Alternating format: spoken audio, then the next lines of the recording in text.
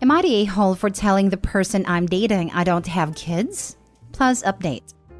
Original post. I, 28 male, recently got into a car accident. I'm fine. I wasn't at fault, but my car was a total loss. I'm happy about it though. Normally, I get a new car every year or so, but because of the loan I had to take on this one, I kept it for longer and was genuinely bored of it. My insurance paid me out for the wreck, and with savings and the insurance money, I dropped cash on a used Ascion FRS. For those unaware, it's a little two-door stick-shift sports car. The problem starts with the girl I'm seeing, Jen, 24 female, and her son Zeke, 3. I was showing Jen the car, how much I liked it, and that it was a goal for a long time to buy a car of this caliber in cash. She got in, saw the back seats, and said, "Wow, you really can't fit anyone back there, even a kid." I said, "Yeah, but it's really just me driving it, so I don't need a big car. And I don't have kids, so I really didn't need to be sensible." She immediately got out of the car and asked if Zeke meant anything to me. I said Zeke was awesome. He's a great kid, but he's not mine. She asked if I was even ready for the responsibility of a kid, and I said Zeke is the only one I've spent this much time with, but I've only been dating her 4 months and have known him for 2, so I really hadn't thought of him as more than her kid. She said I was seriously immature and acting like a teenager with my stupid car and grow up. I haven't talked to her at all since that conversation, which was yesterday, but she's texted me a few times letting me know how she feels. Her brother also let me know I needed to man up and start taking things seriously. The most confusing part is she drives a Honda Pilot, a whole SUV. So if I need to shuttle Zeke around, I can use her car, and I'm never alone with him anyway. Now for the top comments before reading the update. Not the a-hole. Honestly, for a short time you all have been dating, you shouldn't have even met this kid yet, let alone be making long-term financial decisions with him in mind. I really didn't want to. I've been child-free by choice, but I really liked her, so I decided to give it a chance. She called me one night to change a tire. I showed up and a 3-year-old was staring at me. We clicked, as I have 43 cousins and a lot have kids, but it's just because he's a kid, and I would be a massive prick to be like, "Get the heck away, you little turd." You are child-free? Dude, run. I don't date parents anymore. This one wants a father for a kid. I have no problem with kids or even being a stepdad if that ever came around. I'm just not actively trying to have kids of my own. I say child-free because it's easier than explaining I've been surrounded by babies and young kids my entire life, and I'm perfectly fulfilled not having my own. But if a future paper has them/wants them, I have no issue fathering or caring for a child. No need to explain your reasons. This Looney Tune called you awful names to lecture you about adult choices. Laughable. Also, her brother can tell that baby daddy to man up, not a young kid she's known for 4 months. Bullet dodged, son. Not the a-hole. Not the a-hole. Good choice in cars. Might not be the best choice in girlfriends. Now for the update. Because I want to just get it out there, lol. The accident happened 2 weeks ago. I bought a new car on Monday, and this all happened Thursday night. After she blew up, I never replied to her texts that night. I was upset and wasn't in the headspace to calmly talk about what happened. So I smoked some weed, played GTA, and fell asleep. I worked today, Saturday, and wasn't able to check my phone. I work at a shop building high-performance cars on Saturdays, so I need all my focus going to clients that spend $20,000+ on these things.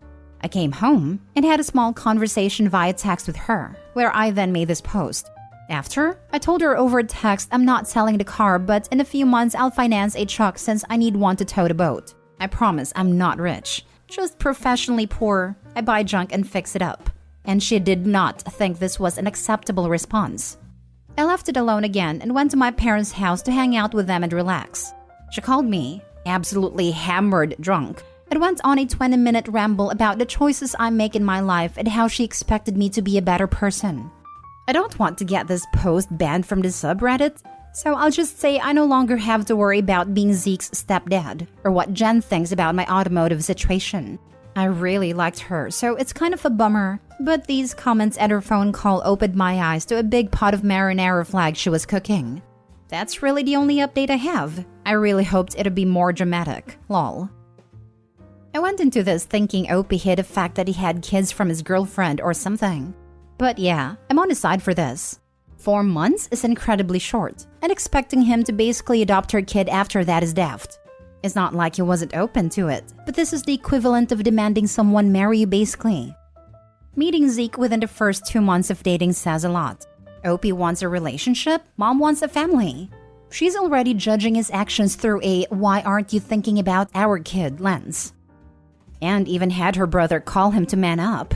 For Pete's sake, it isn't even his kid. That call should have been to the baby daddy. 4 months, and she wants him to be the daddy already? That's dodgy as hell. Glad he got out of there. I find it strange that he even met the kid after only 2 months. That's just a recipe for that child developing attachment/abandonment issues. I have single parent friends who won't let a potential partner meet their kids for at least 6 months, and after a conversation that established boundaries and deciding to be fully committed. My mom took me on dates with her, and she let her dates try to parent me when I was an older kid, like 10 or 11.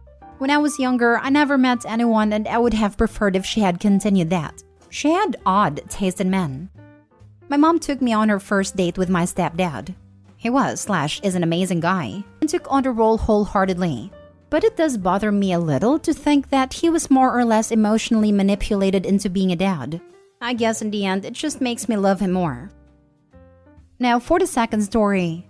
Update. Am I the a-hole for revoking my wife's access to my car? Original post.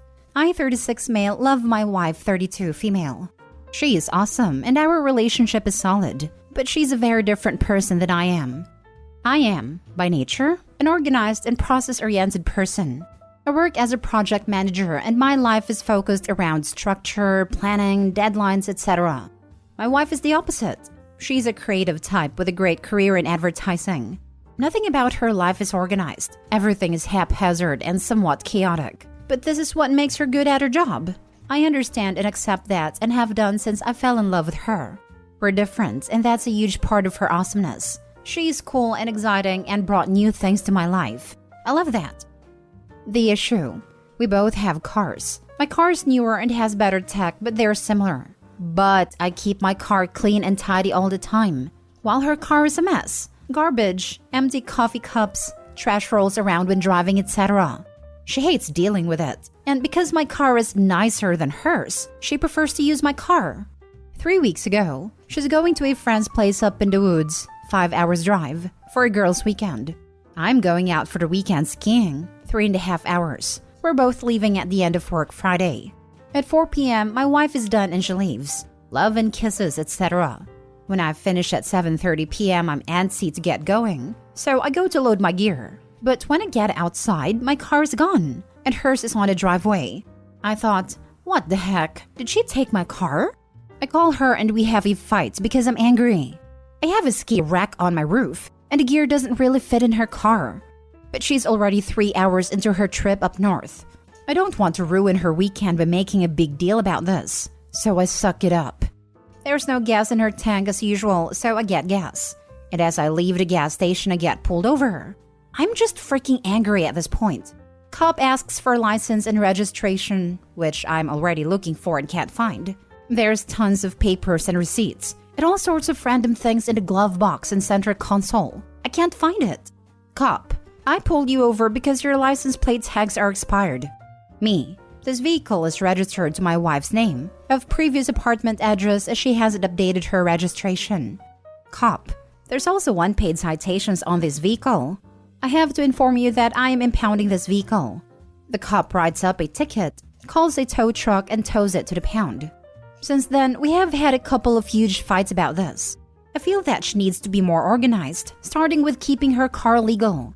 To force the issue, I have revoked my wife's usage privileges of my car until such a point that we're on more of an equal footing, and she's mad about it. I am not prepared to budge on it until she takes care of her car situation. So give it to me straight. Am I being an a-hole about a car? Now for the top comments before reading the updates 8 months later. Not the a-hole. Wow, she really screwed you over. How can she even be mad at you? She should be apologizing. Okay, to be fair, she did apologize profusely when she found out what happened. She's not mad at me per se. I think she's mostly mad at the situation and probably a bit embarrassed. But yeah, it did seriously screw me over. Found out what happened? Dude, she's well aware that she got tickets and didn't pay them. She's well aware her registration is expired. She took your vehicle because it's legal and there was no risk of her getting pulled over and the car impounded. She knew her car shouldn't be on the road, and she left you with it anyway. Not the a-hole. Curious as to your wife's point of view though. She took your car without asking, probably to avoid being told no. You end up missing your weekend because of her car. And she's mad because she has to use her own car now? Yep, she uses my car all the time. And I am totally fine with it because we're a team and we share everything. She says she simply didn't think about it. And I'm inclined to believe her because that's true to her character. It's not really an excuse, but she's not the type to deliberately do something secretively that she knows I will disagree with. She's pretty open and we communicate well. In this situation, she messed up and she knows it. But it's prompted a bigger conversation between us about her being a lot, more responsible. And now for the update. Hi everyone. It's been a while and I've had a lot of requests for an update. A lot has happened in the past 8 months. This issue really opened up a huge can of worms that I am having a hard time knowing what I want to do moving forward with. Bear with me, this is long. So here's what happened since this post. Important context, we never joined our finances. We have separate bank accounts where pay goes into, and a joint account that we both put our monthly funds to cover joint expenses. And it's been working fine for years. We also have separate accounts for things like cell phones, car insurances, and other stuff that we had before we got together. Retrieval of her car. 1. I've never had a car towed before, so didn't really know what to do. And holy smokes, this was a complete crap show. I called the number for the impound lot, and they informed me that before I could get the car back, we needed to pay off all the citations, get the car compliant, etc. Of course, the DMV doesn't open till Monday, so I'm without car all weekend. 2. Monday. We got into the DMV to sort this out. I find out that there are 47 unpaid tickets for my wife's car, going back for almost 2 years, which cost over $1,500 to clear out. I was dumbfounded. I almost exploded and asked, what the heck is going on here? And she basically started crying, saying she knew it was an issue but didn't realize it was this bad. 3. She didn't have enough money to pay for the tickets because her credit card is maxed out, which was news to me too. She has a $10,000 credit limit on her card, so I paid it off. 4. Then we tried to change her registration from her old address to our address, which prompted a whole other issue. Her insurance has lapsed. I didn't know this either. So we had to get on with her insurance company to get that sorted out. While going through this process, I discovered that her premium was literally 4 times more than mine, and they insisted on a full payment upfront for the 12-month period, which was $4,800. 5. To get everything complete and a car to be released took 3 days. Then we went to the pound to get a car. $375 towing fee, plus a $90 per day storage fee, so $825 needing payment. Again, I had to pay because she couldn't afford it. We get home and I'm just fuming. This just cost me about $7,000 in a few days. Our first real fight. After we get home from picking up the car, I am just beyond frustrated and angry at this entire situation and need to have clearing of the grievances with her. This blew up over 4 hours to the biggest fight we've ever had. I thought we had fights before, but this was different. It was relationship existential. It really opened my eyes to the real issue, that being I actually don't really know who she is anymore. So many skeletons came out of the closet in this 4-hour roller coaster of emotions. Here's the highlight. Her money situation. 1. I was surprised that her credit card was maxed out its $10,000 limit. She makes great money, about $25,000 more annually than I do. So her lack of money was unexpected. Then I asked her how much debt does she have in total. At this point, I only know of the $10,000 credit card debt I learned about a few days beforehand. 2. I learned that she had 6 credit cards. All of them are basically maxed out. Total credit card debt is $24,000, all with high interest. 3. She also had 3 store cards all maxed out. Total scorecard debt is $2,500. 4. I also learned she had a line of credit for $18,000, also maxed out. 5. She also owes to various friend and family members about $8,000. 6. Her total debt is $52,000. 7. She makes the monthly minimum payments only on everything. At this point, I am shocked and reeling. I can't believe it. I feel physically sick. I didn't know about any of this, and I'm at a loss as to why I don't know. I don't even know who she is anymore. We've been married 2 years, together for 5.5 years. When we moved from dating to a relationship, we had a pretty big talk about core values and what was important to be aligned on before getting really involved. Obviously, things like being exclusive are key, but I also said that financial security and being debt-free are very important to me. I made some stupid decisions in my early 20s that hurt me financially, and I had to work hard to get out from under that. I said I have 3 pillars that I wanted to build a future with her on. These were deal breakers.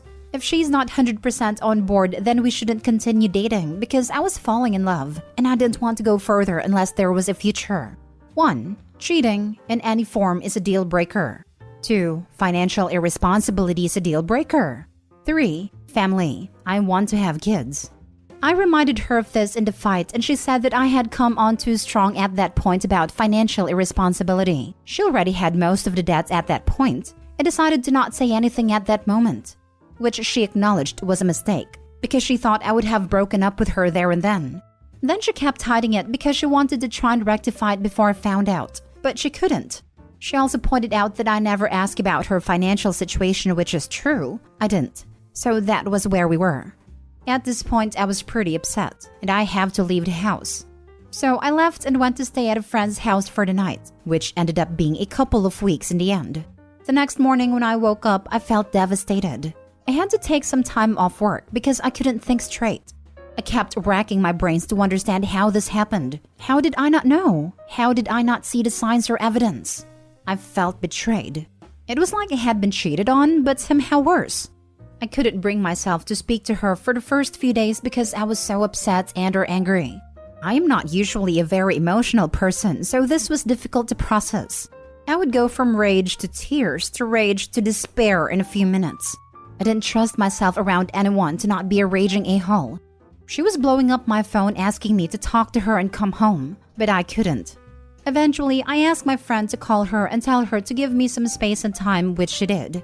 But later on that day, I had her brother and both parents also reach out to me to see if they could speak. I politely declined and said I need time. Obviously, she was going through a tough time too and reached out to them for help. The last 6 months have been hard, but we're working through it. We're both committed to that. But I am still struggling with the enormity of the situation. I still can't help feeling betrayed. I have lost a lot of trust in her, but we're in a couples therapy to get through this. She's trying really hard to make it work, correct her mistakes, and work on being a more organized and reliable person. I see that. She's made some real major changes in how she runs her finances. She's taken debt counseling sessions and is following those teachings quite diligently and being really transparent with her situation. In the last 6 months, she's consolidated all the cards into one loan and canceled all her old cards. The debt is down to $14,000 since this all started, so this is all super positive. So I am hopeful this has a good ending.